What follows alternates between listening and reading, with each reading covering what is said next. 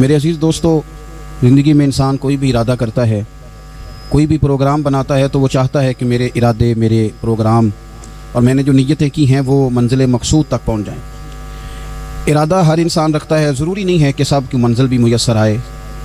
कुछ लोगों का मुक़द्दर रास्ता भी होता है, कुछ लोगों का नसीबा, कुछ देर का सफ़र भी होता है।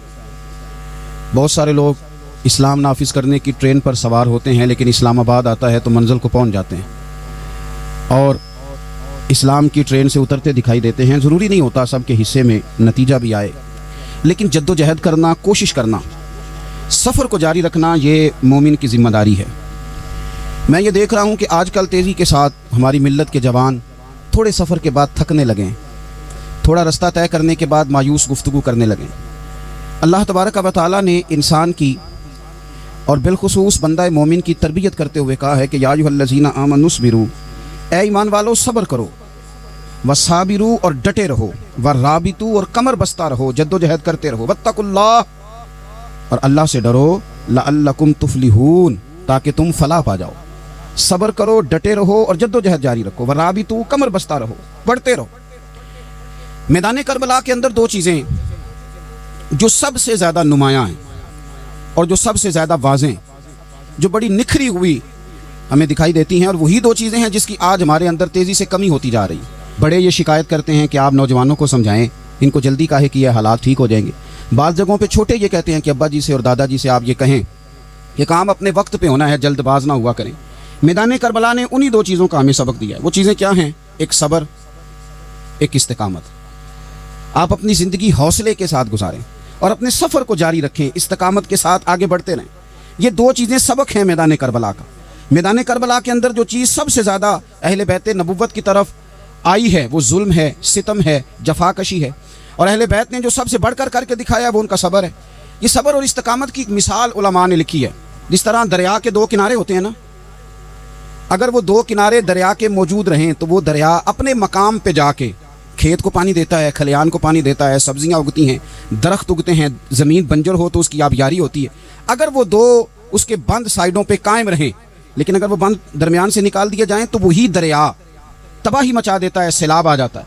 इंसान की ज़िंदगी में सब्र और इस्तिकामत दो बंद होते हैं मेरे भाई, याद रखना। अगर आपके अंदर सब्र और इस्तिकामत है तो आपकी ख्वाहिशात कंट्रोल में रहती हैं, और अगर ये सब्र और इस्तिकामत आपसे छूट जाता है, बड़ा कुछ लोग कहेंगे, बड़ी बातें करेंगे, बड़ा कुछ सुनाया जाएगा, अपने बेगाने कई रस्तों पर कई कई जुमले कसेंगे।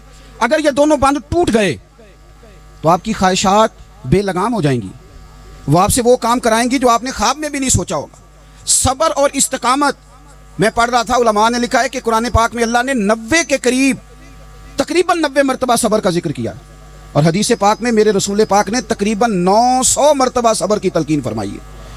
कुरान मजीद तो किसी बात को इशारतन कर दे तो वो काफ़ी है, लेकिन जगह जगह कुरान मजीद ने कहा, जगह जगह कहा, या अय्युहल्लज़ीना आमनुस्बिरू वसाबिरू वराबितू, ईमान वालों सब्र करो, डटे रहो, कमर बस्ता रहो, वत्तकुल्लाह अल्लाह से डरो, लअल्लकुम तुफलिहून इस उम्मीद पर कि तुम फलाह पा जाओ। अपनी ज़िंदगी थोड़ी सी हौसले वाली गुजारें।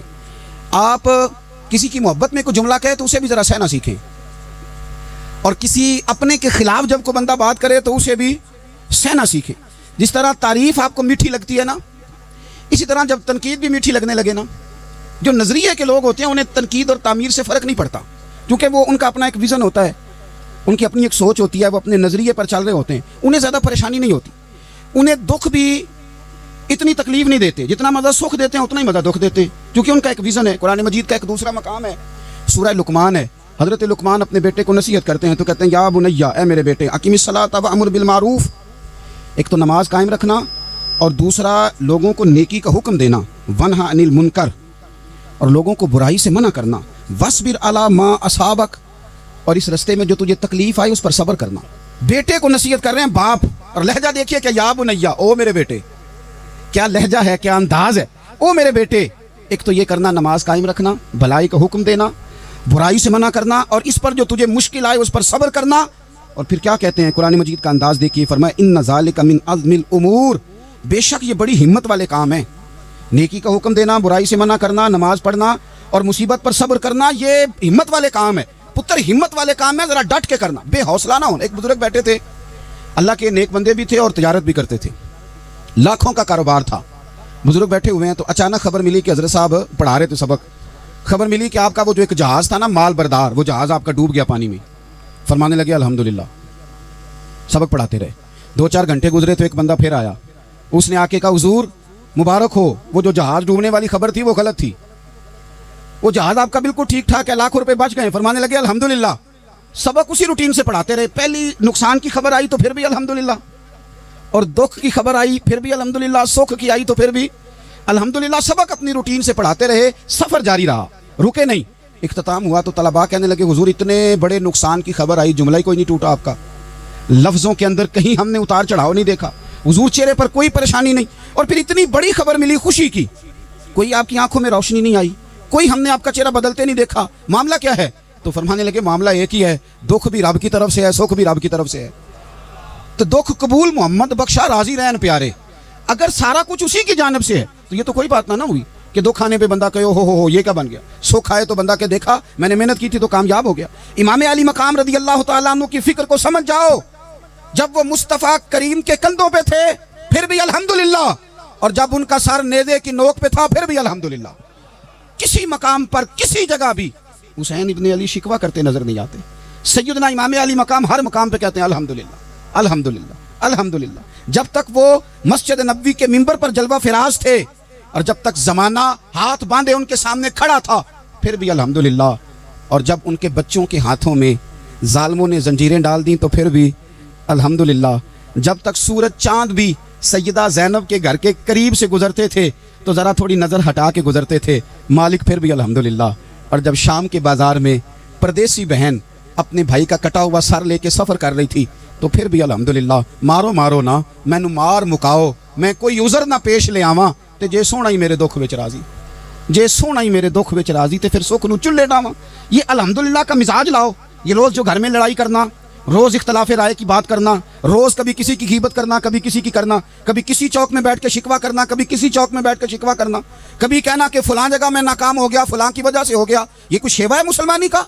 मुसलमान हर हाल में अल्लाह की तस्बीह पढ़ता है, मुसलमान हर हाल में अपने रब को याद करता है। वो कहता है बहार हो के खिज़ां ला इलाहा इल्लल्लाह, खुदी का सिर्र निहा ला इलाहा इल्लल्लाह, खुदी का तेग फुसा ला इलाहा इल्लल्लाह। और अगरचे बुत हैं जमात की आस्तीनों में, अगरचे बुत हैं जमात की आस्तीनों में, पर मेरी मजबूरी है ना, मुझे है हुक्म अज़ां ला इलाहा इल्लल्लाह। अपनी ड्यूटी करता है, वो अपने काम लगा रहता है। आप कभी पलट कर मेरे रसूल पाक सल्लल्लाहु ताला अलैहि वसल्लम की खूबसूरत ज़िंदगी को देखें ना, खूबसूरत ज़िंदगी को। मैं क्या करूं, हमारे मिजाजों में बातें ऐसी आती जा रही हैं, हम इंतज़ार करने को तैयार ही नहीं। अभी मेहनत किया तो शाम को रिजल्ट आना चाहिए। जो पूरी 5 दिन नमाज़ पढ़ लेता है वो कहता है अभी मैं वली नहीं बना, इतने दिन हो गए नमाज़ पढ़ते। जो पूरा 40 दिन प्रॉपर तरीके से दरूद पाक पढ़ लेता है वो कहता है देखो मुझे अभी तक ज़ियारत ही नहीं हुई नबी पाक सल्लल्लाहु अलैहि वसल्लम। जो अभी कल आया है और कल अभी उस शख्स ने आकर के शुरू किया सिलसिला, तो कहता है ओहो मेरा मार्फत वालों में नाम कब आएगा। वो भाई लोगों की ज़िंदगियाँ गुजर गई, लोगों के अहवाल गुजर गए। मैं बैठा था बुजुर्गों की खिदमत में, तो एक शख्स ने आके कहा हुजूर मैं आपके लिए सलाम लाया हूँ फलां अजीम हस्ती का।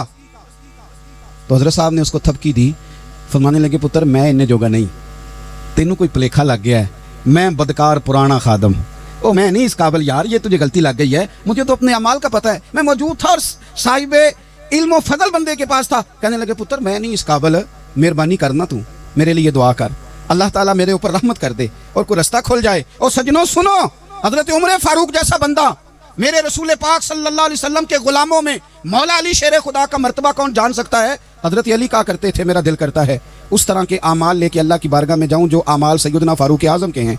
इतना साले बंदा, इतना परहेजगार बंदा, लेकिन हजरत उमर फारूक के इंतकाल का वक्त आया तो लोग उनकी तारीफें करने लगे, उमर की बड़ी बात है, उमर की बड़ी बात है। तो हजरत उमर रो पड़े, फरमाने लगे मेरे लिए दुआ करो, मुझे दर्जा कोई भी ना मिले, बस मेरी नेकियां और बदियां बराबर बराबर हो जाएं, मैं माफ कर दिया जाऊं, नेकी और बदी बराबर बराबर हो, छोड़ दिया जाऊं। दर्जों का तो मामला बड़ा आगे का है, इतनी जल्दी, इतनी स्पीड, इतनी हमें जल्द फटाफट हो जाए, सवेरे हो जाए। आप अपनी जद्दोजहद तो करें, आप थोड़ा पलट के तो देखें। आप देखें कि लोग मैदानों में रहे, मैदानों में रहे। हजरत खालिद बिन वलीद मैदान में रहे, हजरत साद बिन अबी वकास मैदान में रहे, हजरत सैयदना अबू उबैदा बिन जर्राह मैदान में रहे। ये लोग हमेशा मैदानों में रहे, अपनी अपनी ड्यूटी करके चले गए। इस्लाम फैलता रहा, अपनी अपनी तरतीब से आगे जाता रहा, अपने अपने रंग में अल्लाह ताला लोगों को दीन की समझ अता करता रहा। जल्दी बड़ी है, بہت جلدی ہے, شارٹ دروازہ چاہیے, صبر ہی کوئی نہیں, استقامت ہی کوئی نہیں, فٹافٹ ہو جائے. بہت سارے لوگ آ کے کہتے ہیں حضرت صاحب نماز تو پڑھنے لگا ہوں, روزہ تو رکھنے لگا ہوں, داڑھی بھی میں نے رکھ لی ہے اور آپ کے پاس بھی آتا ہوں, اب کوئی نکاح کر دینا. تو میں کہتا ہوں یہ جو نماز آپ نے شروع کی ہے یہ بغیر نکاح کی ہو گئی ہے.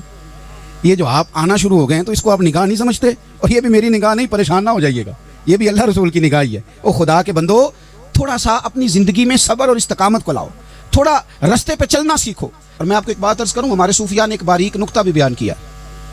وہ کہتے ہیں یہ جو وصال ہے نا, وصال, یہ تو اختتام ہے. ملاقات تو فنا ہے, جو مل گیا وہ تو گیا, جس کی ملاقات ہو گئی وہ تو گئے تھے نا جناب موسیٰ ملنے, پھر کیا ہوا تھا, جس کی ملاقات ہو گئی وہ تو گیا. اصل کام کیا ہے؟ اصل کام اس کے رستے میں رہنا ہے. اصل کام تو یہ ہے کہ تو اس رستے پہ ہے کہ نہیں جس رستے پہ تجھے کھڑا کیا تھا, ان راہوں کا تو مسافر ہے کہ نہیں, تو نقش قدم تلاش کر, نقش قدم. ایک شاعر سیرت نگار بھی تھے, سمجھ لیں انہوں نے سیرت نگاروں کو بھی دیکھا, عشاق کو بھی دیکھا, رسول اللہ کے غلاموں کو دین کی نوکری کرتے بھی دیکھا, 40 سال حدیثیں پڑھاتے بھی دیکھا, نبی پاک کے نام پہ گلی گلی نگر نگر جاتے آتے بھی دیکھا, حضور صلی اللہ علیہ وسلم کی باتیں کرتے دیکھا. تو کسی نے ان سے پوچھا حضور تک رسائی بھی ہوئی ہے؟ تو وہ سرکار کی بارگاہ میں مخاطب ہو کے کہنے لگے تیری معراج کہ تو جانے کہاں تک پہنچا. یا رسول اللہ معراج کی رات آپ کہاں تک گئے؟ کوئی پتہ نہیں. کہنے لگے وہ تیری معراج کہ تو جانے کہاں تک پہنچا, اور میری معراج کہ میں تیرے خاکے قدم تک پہنچا. میرے لیے تو اتنا کافی ہے کہ محبوب وہ جو تیرے قدموں سے کبھی گرد لگتی تھی مدینے کی, اگر میں وہاں تک چلا جاؤں تو میری تو معراج ہو گئی, میرا تو معاملہ حل ہو گیا, میں یہاں تک آ گیا تو ختم ہو گئی بات. تھوڑا سفر کریں. ایک تو یہ دیکھیں آپ کہ آپ کتنے بھی بڑے ہیں, کتنے بھی عظیم ہیں, کتنے بھی لائق ہیں, کتنے بھی نیک ہیں, پھر بھی آزمائش زندگی کا حسن ہے. میں مسافر ہوں, کچھ زندگی کے 11-12 سال ہو گئے مجھے سڑکوں پہ وقت گزارتے, تو میں بہت سارے لوگوں سے میں نے بڑا کچھ سیکھا ہے. میری جو گاڑی چلانے والے لوگ ہیں ان سے بھی میں نے بڑا کچھ سیکھا ہے. ایک میرا دوست تھا, تو میں نے اس سے کہا کہ میرا خیال ہے موٹر وے پہ آپ کو گاڑی چڑھا دی جائے تو آپ کے لیے آسان ہے. تو کہنے لگا پیر صاحب ہے موٹر وے اوکھی جے چلانی. میں نے کہا وہ کس طرح؟ وہ کہنے لگے کہ موٹر وے پہ نا گاڑی چونکہ نہ کوئی سپیڈ بریکر ہے, نہ موٹر وے پہ کوئی چنگچی والا آگے آتا ہے, نہ زیادہ رش ہوتا ہے, تو سیدھی سیدھی چلاتے رہتے ہیں تو نیند آنے لگ جاتی ہے. اگر بار بار آئے نا سپیڈ بریکر اور بار بار بریک لگے تو آنکھ ذرا کھلی رہتی ہے. تو مجھے مسئلہ سمجھ میں آ گیا. میں نے کہا اس کا مطلب یہ ہے, اس کا معنی یہ ہے کہ جن کی زندگی بالکل سکھوں میں گزرتی رہتی ہے نا, آرام پسند ہو جاتے ہیں. جن کی زندگی بالکل آسانیوں میں بیتی ہے وہ آرام پسند ہو جاتے ہیں. اور اگر کبھی کبھی سپیڈ بریکر بھی آئے, کبھی کوئی دکھ بھی دیکھنا پڑے, کبھی کوئی اپنوں بیگانوں کی بات بھی سننی پڑے, کبھی کوئی قریب آتا دور جاتا دکھائی بھی دے, کبھی کوئی بیماری تندرستی, یہ حالات بدلتے رہیں, دن تبدیل ہوتے رہیں, تو پھر لطف بڑا آتا ہے, پھر مزہ بڑا آتا ہے. وہ کسی نے کہا تھا لگا نا جدو میدان ازل دا تے لوکی چوراں وانگ سدھائے, کسی نے لٹ لئی علم جوانی, کسی ہاسے چولی پائے, آزم ویک جہالت ساڈی اسی عشق خرید لے آئے. ویکھ نہ جہالت ساڈی اسی عشق خرید لے آئے. اور پھر کہنے لگے کسی دے سر دستار امامت اس علم پڑھاون سکھیا ہے, تے کسی نے پہنے ہے فقر دا چوگا اس زہد کماون سکھیا ہے. آزم ویکھ نصیبہ ساڈا اسی یار مناون سکھیا ہے. تم ویکھ نصیبہ ساڈا اساں یار مناون سکھیا ہے. میرے عزیز زندگی کے اندر دیکھو, کائنات میں سب سے زیادہ محبوبیت میرے رسول پاک کی ہے. میرے نبی پاک صلی اللہ علیہ وسلم کی زلف کی بات بھی میرا رب کرتا ہے, حضور کی آنکھوں کی بات بھی میرا رب کرتا ہے, حضور سید عالم کے چہرہ والضحیٰ کی بات بھی کرتا ہے, زلف واللیل کی بات بھی اللہ کرتا ہے. میرا رب رسول پاک صلی اللہ علیہ وسلم کے سینہ علم نشرہ کی بات بھی کرتا ہے, پیشانی والفجر کی بات بھی کرتا ہے, حضور کی آنکھیں ما زاغ البصر کی بات بھی کرتا ہے. اتنی محبوبیت کہ رسول پاک چلیں تو اللہ اس کی بات بھی کرے, ہجرت کریں تو اس کی بات بھی کرے, جس شہر میں حضور رہیں اس کی قسم اٹھائے. اور حال پتہ کیا ہے کہ محبوب پیدا نہیں ہوئے تو باپ چلے گئے, ابھی عمر چھوٹی تھی, ماں کی کھل کے زیارت ہونا تھی کہ اماں بھی چلی گئیں. دادا کندھوں پہ کھلایا کرتے تھے, تو تاریخ کہتی ہے کہ دادا کا جنازہ اٹھا تو پیچھے پیچھے حضور بھی آنسو بہا رہے تھے. ایک وفادار بیوی ملی تو اپنے وقت پہ سیدہ خدیجہ بھی چلی گئیں. ایک ٹائم آیا تو جناب ابو طالب بھی رخصت ہو گئے. مکے سے حضور کو اتنا پیار تھا وہ چھوڑنا پڑا. صادق اور امین کہنے والوں نے حضور کی دعوت کو قبول کرنے سے انکار کر دیا, تو رسول کریم نے اپنی پیشانی پر کسی قسم کا کوئی شکن نہیں آنے دیا. رسول پاک مدینے آئے تو لوگ تلواریں لے کے بدر میں آ گئے لڑنے, شہید کرنے. حضور وہاں بھی کوئی پریشان نہیں ہوتے. میدان احد آیا تو نبی پاک نے اپنے چچا کو کٹے ہوئے وجود میں دیکھا, نکلی ہوئی آنکھوں میں دیکھا, کٹے ہوئے ہونٹوں میں دیکھا. کسی جگہ میرے رسول پاک صلی اللہ تعالی علیہ وسلم شکوہ کرتے دکھائی نہیں دیتے. حضور کی وہ بیوی سیدہ عائشہ صدیقہ رضی اللہ تعالیٰ عنہ, جن کی پاکی کا رب بیان کرے, ان پر منافقین نے الزام لگا دیا اتنے پاک گھرانے پر لوگوں نے انگلی اٹھائی. میرے رسول نے آنسو بہائے, پر کسی جگہ حضور پریشان ہوتے دکھائی نہیں دیے. ہم ڈھونڈنے لگے, تلاش کرنے لگے. جب دروازہ رسول پہ گئے تو حضور خود بولے. میرے رسول فرمانے لگے, میرے غلاموں یاد رکھنا, یہ صبر میری چادر ہے, یہ صبر میری چادر ہے, یہ حوصلہ میری چادر ہے. سیدہ عائشہ صدیقہ رضی اللہ تعالیٰ عنہ فرمایا کرتی تھی, لوگوں مجھے اللہ کی عزت کی قسم, میں نے حضور سے بڑھ کر کسی کو صبر کرنے والا نہیں دیکھا, کسی کو حوصلہ کرنے والا حضور سے بڑھ کے نہیں دیکھا. امت کو کیا ہو گیا؟ یہ چوراہوں پہ لڑ رہی ہے, چوکوں پہ لڑ رہی ہے, گھر ہیں کہ فساد کے آئینہ دار بنے ہوئے ہیں. لوگ آ کے رو پڑتے ہیں کہ جناب بھائیوں کا سلوک نہیں, کو دعا کر دیں. رو پڑتے ہیں جناب ابا کے ساتھ بھی لڑائی ہو جاتی ہے, کوئی تعویذ دے دیں. ذرا ذرا حوصلہ نہیں, صبر نہیں. کسی جگہ ٹھہرنا تو سیکھو میرے عزیز, کسی جگہ او یارو آؤ نا. میدان کربلا کے 2 سبق, استقامت اور صبر. کتنا درجہ ہے سیدنا بلال حبشی کا. میں تقریر کر دیتا ہوں, آپ سن لیتے ہیں, لیکن کبھی وہ انداز بھی تو دیکھو نا. حضرت بلال, او میرے دوست, جیل کے اندر بندے کے ہاتھ نہیں باندھے جاتے, پیر نہیں باندھے جاتے, پر لوگ جیل میں روتے ہیں, تڑپتے ہیں. سیدنا بلال کہتے ہیں میں کلمہ پڑھتا تھا, رات امیہ مجھے باندھ کے رکھتا تھا, اور سویرے جب پتھر اچھی طرح تپ جاتے تھے نا تو لا کے باہر مجھے پتھروں پہ لٹا دیتا تھا, اور میرے وجود پر بھاری بھرکم پتھر رکھ دیتا تھا. سننا ذرا, تصور میں لانا بھلا میں کیا کہنے لگا ہوں. حضرت حسان بن ثابت رضی اللہ تعالیٰ عنہ فرماتے ہیں, میں مکہ مکرمہ آیا حج یا عمرے کے لیے, تو میں نے مسجد نبوی کے جو آج مؤذن بلال ہیں, میں نے ان کا یہ رنگ دیکھا کہ مکے کے بچوں نے ان کے گلے میں رسی باندھ کے نا تو ہاتھوں میں پکڑی ہوئی, اور مکے کے بازاروں میں نا ان کو کھینچتے ہیں, لے جاتے ہیں. میں نے ایک شخص سے پوچھا یہ کیا ماجرا ہے, کیا معمہ ہے؟ تو بتانے والوں نے بتایا کہ یہ کالے رنگ کا حبشی غلام مار سارا دن کھاتا ہے, اس کے ساتھ لوگ وہ سلوک کرتے ہیں جو اذیت ناک اور خوفناک ہے. سارا دن مار کھاتا ہے, پر اپنی زبان پہ خدا کا نام لیتا رہتا ہے, محمد مصطفیٰ کا نام لیتا رہتا ہے. او تینوں لب دیاں آپ گواچے, سانو اپنی خبر نہ کوئی, ا ویکھنا ساتھوں پارے نہیں ککھ گلیاں. ہن تے آکھ دے لوگ شدائی, اسی ننگ نموس دا ساڑ کے چولا, گل پہنے ہیں تاج گدائی, اوے سجنا اپنا آپ گوایا ہے, تاں یار نے چاتی پائی. بھائی اس طرح کا لوگوں نے بھی انداز دیکھا, لیکن ہمارا یہ حال ہے کہ کسی جگہ بھی ٹھہراؤ نہیں, کسی جگہ بھی ٹھہراؤ, کسی جگہ بھی صبر نہیں, کسی کام پر بھی استقامت نہیں. ہماری دوستیاں روز ٹوٹتی ہیں, تعلقات روز کمزور پڑتے ہیں. ہم بڑے جوش کے ساتھ آگے بڑھتے ہیں اور بڑے بڑے اعلانیہ وعدے کرتے ہیں. کون سی چیز ہے جو ہمیں کمزور کر دیتی ہے؟ سوائے اس کے کہ ہمارا نفس کمزور ہے, سوائے اس کے کہ ہمارا نظریہ کمزور ہے, سوائے اس کے کہ ہمارے اندر وہ طاقت نہیں جو ہمیں استقامت پہ لا کے کھڑا کرے, جو ہمارے اندر حوصلہ پیدا کرے. یاد رکھنا, میدان کربلا کے اندر حضرت سیدنا امام حسین رضی اللہ تعالیٰ عنہ کا جو حوصلہ تھا وہ اتنا مثالی تھا, اتنا مثالی تھا, اتنا مثالی تھا. ایک جنازہ گھر میں اٹھ جائے نا, اور خدا معاف کرے وہ کسی جوان کا ہو, تو بوڑھے کی کمر کئی روز کھڑی نہیں ہوتی. لیکن کربلا کے اس شاہ سوار کی کہانی بھی سننا میرے بھائی, جو اپنے کندھے پہ صبح سے لاشیں اٹھا کے لا رہے ہیں. صبح سے امام علی مقام لاشیں اٹھا کے لاتے ہیں. حضرت قاسم بن حسن کا لاشا اٹھا کے لا کے رکھا. حضرت علی اکبر شہید ہو گئے, آواز دی ابا جی سنبھالنا, تو لاش مبارک اٹھا کے رکھی. جناب علی اصغر کی لاش اٹھا کے رکھی. بھائی بڑے پیارے ہوتے ہیں, بڑے ہی پیارے ہوتے ہیں. نہ مانے ہم اپنی اولادوں کے سامنے, پر بڑے پیارے ہوتے ہیں. جتنا مرضی شکوا کریں, بھائی پائیاں دیاں باواں ہوندے تے بھائی پائیاں دے ویری, بڑے پیارے ہوتے ہیں. کیا کریں بھائی جو ہوئے نہیں ان کی تکلیف صحیح جاتی. حضرت عباس رضی اللہ تعالیٰ عنہ کو جب امام علی مقام اٹھا کے لا رہے تھے تو 1 منٹ کے لیے رکے اور کہنے لگے, اللہ اب میری کمر کمزور پڑ گئی ہے. میرا بھائی چلا گیا تو پیچھے سے نا کچھ کمزور پڑ گئی ہے. اتنی ساری میتیں اٹھا کے لا کے, اتنا حوصلہ حسین ابن علی کا. پھر جا کے امام علی مقام گرم ریت سے تیمم کرتے ہیں, پھر وہ گھوڑے پہ بیٹھتے ہیں, پھر وہ رجز پڑھتے ہیں, پھر وہ خطبہ دیتے ہیں, پھر وہ حق کا اعلان کرتے ہیں, پھر وہ ظلم کو للکارتے ہیں. پھر وہ 56 سال کے بڑھاپے میں جب میدان میں گھوڑے کو ایڑی لگا کے آتے ہیں اور اس طرح کاٹتے ہیں یزیدیوں کی کمر کو, گلوں کو, کہ عمر بن سعد کہتا ہے اکیلے اکیلے نہ جاؤ, یہ کوئی معمولی ہے, یہ علی حیدر کا لال ہے. اکیلے اکیلے جاؤ گے تو لشکر کاٹ دے گا, یک بارگی حملہ کرو, یک بارگی. پھر ہو سکتا ہے حسین تمہارے قابو آئے. امام علی مقام میدان کربلا میں جب تیر کھا رہے تھے تو تجھے حوصلہ سکھا رہے تھے, مجھے حوصلہ سکھا رہے تھے. جب وہ میدان کربلا میں نیزے کھا رہے تھے, زخم لے رہے تھے, تو ڈٹنا سکھا رہے تھے, حوصلہ کرنا سکھا رہے تھے. بات بات پہ کمزور پڑنے والوں, ملت کے جوانوں, ابھی تو تم نے بہت سارے اجالے لانے ہیں, ابھی تو کئی اندھیروں سے لڑنا ہے, ابھی تو کئی شمع جلانی ہے, ابھی تو بہت سارے گھر ہیں جو منتظر ہیں کہ تم انقلاب لاؤ, ابھی تو بہت ساری آبادیاں ہیں جہاں تم نے امن قائم کرنا ہے, ابھی تو بہت سارے شہر ہیں جہاں سے تم نے ظلم مٹانا ہے. ابھی تو بہت ساری جگہ ہیں جہاں تمہارے نام کے دیپ جلیں گے, جہاں تم جا کے اسلام کے نام کی تختی لگاؤ گے. ابھی تو بہت سارے مینارے ہیں جن پہ تم نے لا الہ الا اللہ محمد رسول اللہ کے نام کا جھنڈا لگانا ہے.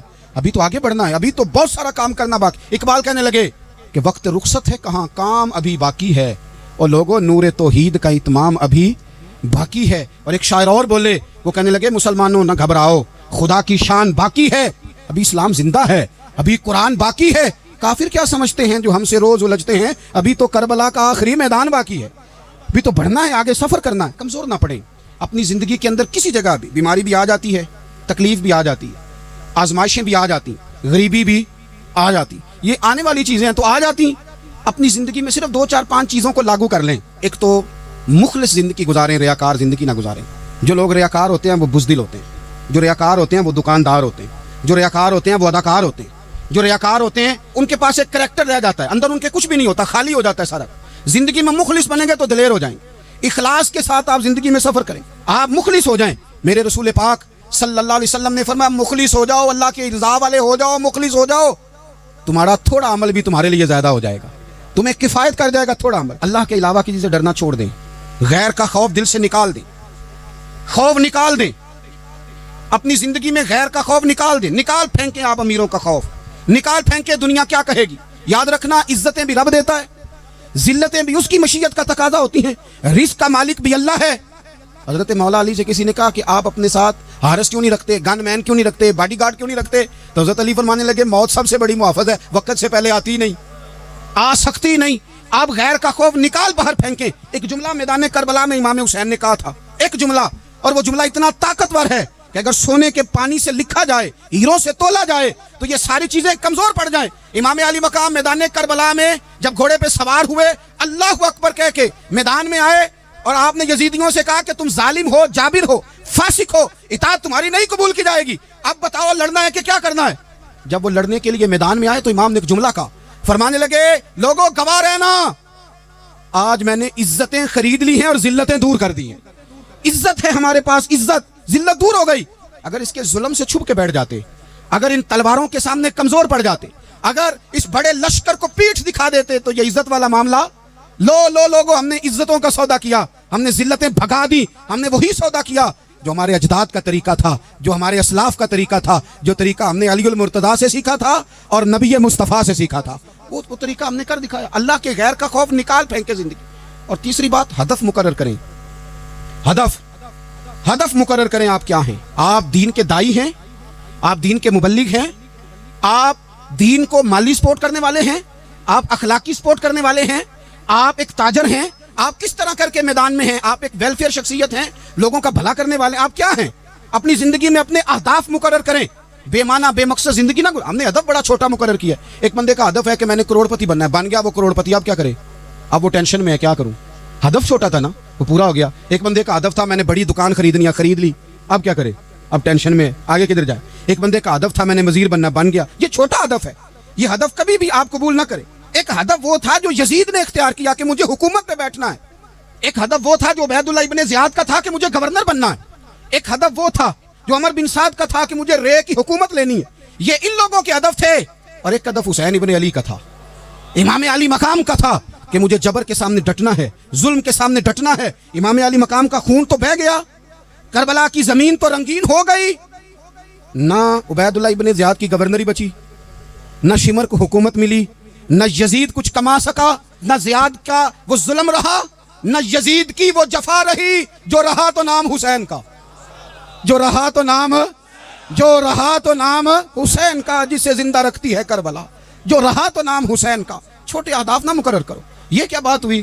ایک کاؤنسلری پہ سارا کچھ ہار دینا, ایک بچے کے میڈیکل کالج کے داخلے پہ سارا کچھ ہار دینا, ایک ہلکی چیز سفارش پہ سارا کچھ ہار جانا, ایک بڑے آدمی کے نام فوٹو آ گئی اور تو سارا کچھ ہار کے بیٹھ گیا. نہ اپنی قیمت تھوڑی نہ لگا, جگہ جگہ نہ بکا کر, جگہ جگہ نہ اپنے آپ کو سیل کیا کر. ہمارے سودے ہو گئے, ہمیں حضور نے خرید لیا, مدینے کی گلی میں سودا ہو گیا. سودا کس نام پہ ہوا؟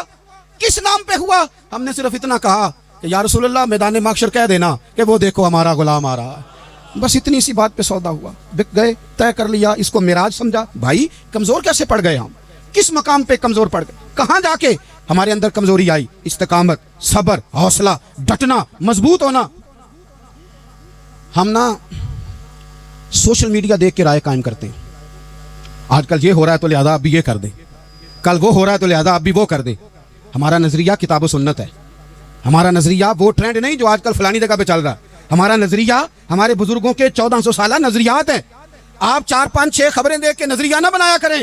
نظریہ اللہ کی کتاب دیکھ کے بنائیں، رسول اللہ کا فرمان دیکھ کے بنائیں. 5 7 10 20 اینکر جہاں آپ کو لے کے جائیں وہ والا ذہن نہ بنائیں. ذہن وہ بنائیں جو ذہن ہمیں سیدنا امام حسین نے عطا فرمایا ہے. اپنی زندگی میں ایک تو اخلاص لائیں، اللہ کے غیر کا خوف نکالیں، ہدف مقرر کریں اور مزاج جد و جہد والا بنائیں. جد و جہد والا. میرے حضرت صاحب، میرے تاج الشریعہ، میرے شیخ، میرے مربی، میرے محسن، سرمایہ حیات، میری آنکھوں میں بھی وہ جلوہ ہے کہ میں نے ان کو دیکھا ہے.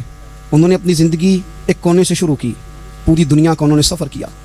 انہیں پتا تھا کہ بریلی شریف میں لاکھوں لوگ آتے ہیں، یہاں عرس ہوتے ہیں، لیکن ان کی ایک وصیت ہے، وہ بہت ساری جگہ آڈیو ریکارڈنگ بھی اس کی موجود ہے.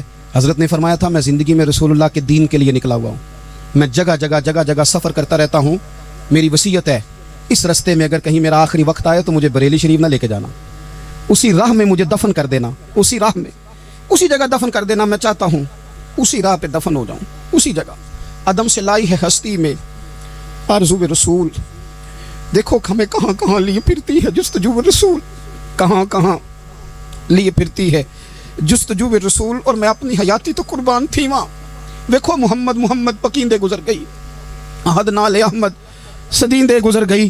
کہا کہ اسی رستے میں نا، اسی رستے میں یعنی رستہ ہو اور جب آخری وقت کا اعلان ہو تو لوگ کہیں کہ وہ تو حضور کے دین کی بات بتانے گیا تھا، اور کوئی کہے وہ تو ابھی رسول اللہ کے دین سنا کے گیا تھا، اور کوئی کہے کہ اس نے تو کل بھی وعدہ کیا تھا کہ وہ آئے گا اور حضور کی بات سنائے گا. عدم سے لائی ہے نا ہستی میں ہمیں آرزو رسول. لوگوں دیکھو نا ہمیں کہاں کہاں لیے پھرتی ہے جستجو رسول.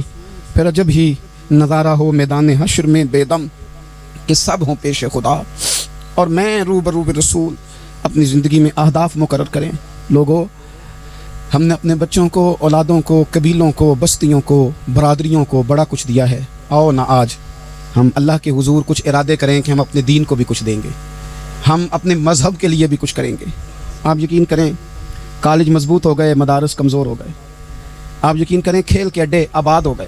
خدارا اپنے دین کے لیے بھی سوچنا سیکھیں، اپنی اسلامی اقدار کے لیے بھی سوچنا سیکھیں، دین کی سربلندی کے لیے بھی سوچنا سیکھیں. میری زندگی کا مقصد تیرے دین کی سرفرازی، میں اسی لیے مسلمان، میں اسی لیے نمازی. حضرت عمر فاروق رضی اللہ تعالیٰ عنہ نا ہاتھ کے اندر تلوار لے کے دین کی پہرے داری کو نکلتے تھے. امام حسین نے تلوار لی، میدان میں دین کی پہرے داری کو نکلے، دین کی اقدار بچائی ہیں امام حسین. کسی شاعر نے کہا تھا دین نبیدہ وانگ یتیماں رووے تے کرلاوے، آکھے او لوکو میں کتھوں لباں عمر بہادر جڑا مینوں سینے لاوے. امام حسین نے اقدار بچائے دین کے. فرمایا فاسق، فاجر، ظالم، شرابی یہ مسلمانوں کے حکمران ہو سکتے؟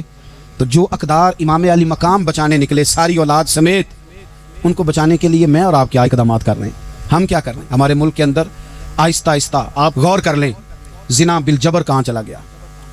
معاذ اللہ عام زنا کے حالات کتنے خوفناک ہیں، زیادتیوں کی شرح کتنی بڑھ گئی ہے. آپ دیکھیں روز وہ خبریں، وہ چیزیں سنی نہیں جاتی. معصوم بچیاں، جنسی درندگی کے جو حوال ہیں، ابھی بھی لوگوں کو انتظار ہے کہ انہوں نے حسینی کب بننا ہے. فکر حسینی کے پاسبان بنے.